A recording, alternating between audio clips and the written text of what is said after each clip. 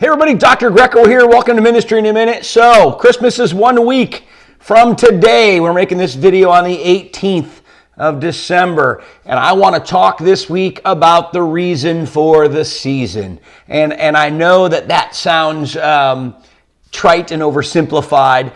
And it's a beautiful truth that we need to make sure Christmas doesn't become about the gifts and doesn't become about the holiday festivities, but stays focused on Jesus. But frankly, I think that is a little lazy of us as Christians. Because I think sometimes we say, Jesus is the reason for the season.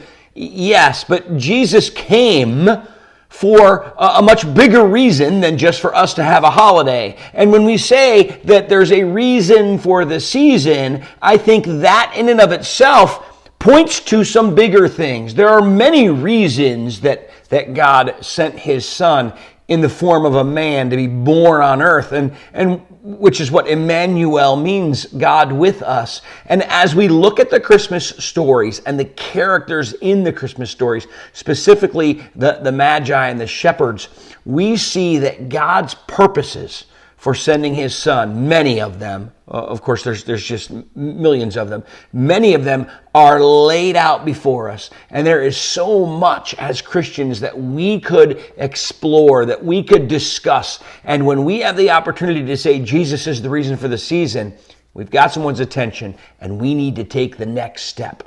That means one of the things I share with people as I teach ethics and spirituality and Bible is that it's not enough to know a concept. It's not enough to know a topic. You've got to understand why it matters.